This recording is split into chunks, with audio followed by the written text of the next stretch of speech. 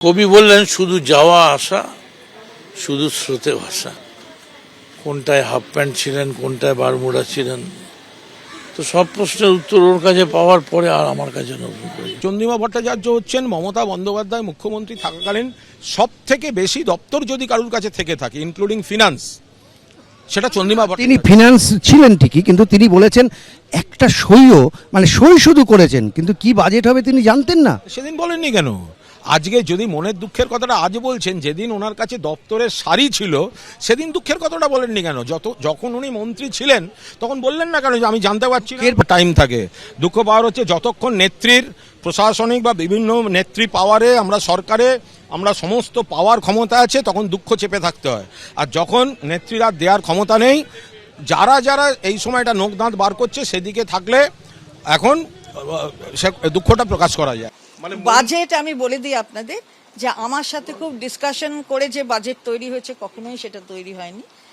আপনারা জনতা জেনেছে যখন, তার কয়েক ঘন্টা আগে আমি জেনেছি। আপনার দায়িত্ব, মানে আপনি সই করেছেন অথচ আপনাকে জানানো। আনুগত্য তো বটেই, যে যাই হোক আনুগত্য তো দেখিয়েছি আমি তো। এটা ভয়ঙ্কর অভিযোগ। আনুগত্য প্রশ্নের মুখে বলে পদত্যাগ। আপনি এটা ভয়ঙ্কর তথ্য দিচ্ছেন, আপনি বাজেট জানেন না, মানে ভয়ঙ্কর কেন? মাননীয় মুখ্যমন্ত্রী নিজেই বলেছেন, কারণ তিনি হয়তো শুনেছেন আধিকারিকদের থেকে, আপনাদের মনে আছে হয়তো, যে এটা চন্দ্রিমা বলো এরকম বাজেট হবে না। রাজ্যবাসী শুনে অবাক হবে যে অর্থমন্ত্রী জানেন না অথচ সই করছেন। আমলারা তৈরি করতেন, আপনি শুধু পাঠ করতেন। কে তৈরি করতো আমি জানি না, বলতে পারবো না।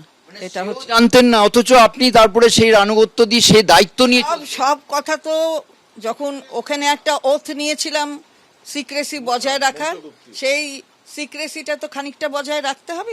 সুতরাং মন্ত্রগুপ্তির জন্য আপনি বলেন। অবশ্যই আমাকে আমার মুখ্যমন্ত্রী যিনি ছিলেন তিনি যেভাবে নির্দেশ দেবেন সেটাই তো আমায় করতে হবে, সুতরাং সেটা আমি করেছি। না, আর কোনো নির্দেশ আসেনি। মমতা বন্দ্যোপাধ্যায় বুঝুন না কাদের নিয়ে ঘর করেছেন এতদিন ধরে। একটা রাজনৈতিক দল শুধুমাত্র রোজগার করার যাদের উদ্দেশ্য ছিল, শুধুমাত্র পয়সা কামাবো, কোনো নীতি নেই, কোনো নৈতিকতা নেই, যেখান থেকে যত আবর্জনা, যত জঞ্জাল সমস্ত নিয়ে একটা দল চালিয়েছে। আমি বলছি রাজনৈতিক বিজ্ঞানের, মানে পলিটিক্যাল সায়েন্সের ইতিহাসে তৃণমূল কংগ্রেস একটা আলাদা চ্যাপ্টার হয়ে থাকবে। বেইমানি করারও তো একটা সীমা থাকা উচিত। পার্টির সাথে বেইমানি না করে, যে পার্টিটা আপনাদের কাছে জন্মদাত্রী মা, আপনারা তো সরাসরি বিজেপি করছেন। এখন বিজেপি করবেন আর তৃণমূল বলবেন, এটা তো হতে পারে না। আপনারা যারা বেইমানরা, গদ্দাররা, বিজেপির কাঁধে কাঁধ মিলিয়ে তাদের কথা মতো চলছেন, বিজেপি স্পন্সর যারা, তারা আমি বলবো যদি সাহস থাকে, বুকের পাটা থাকে, যান গিয়ে বিজেপিতে গিয়ে জয়েন করুন। বিজেপিতে থেকে দল ভাঙার চক্রান্ত ভাবেন কি যে আমি মরে গেছি? বেইমানি করে কারা গেছে? তৃণমূল কংগ্রেসটাই তো আমরা, আসল তৃণমূল কংগ্রেস আমরা। 2/3 বেশি বিধায়ক আমাদের সাথে আছে। বিভিন্ন সাংবিধানিক বিভিন্ন সাংগঠনিক পদে যারা ছিল তারা আমাদের সাথে আছে, দলটাই তো আমাদের সাথে আছে। তো এইখানে উনি বেইমানির কথা বলছে, উনি যেই কথা বলছেন, উনি আজকে কেন বলছেন আমি জানি না, কিন্তু দলের অধিকাংশ যারা দলটাকে তৃণমূল কংগ্রেস করেছে তারা অধিকাংশই আমাদের সাথে আছে। এবিপি আনন্দ এগিয়ে থাকে, এগিয়ে রাখে।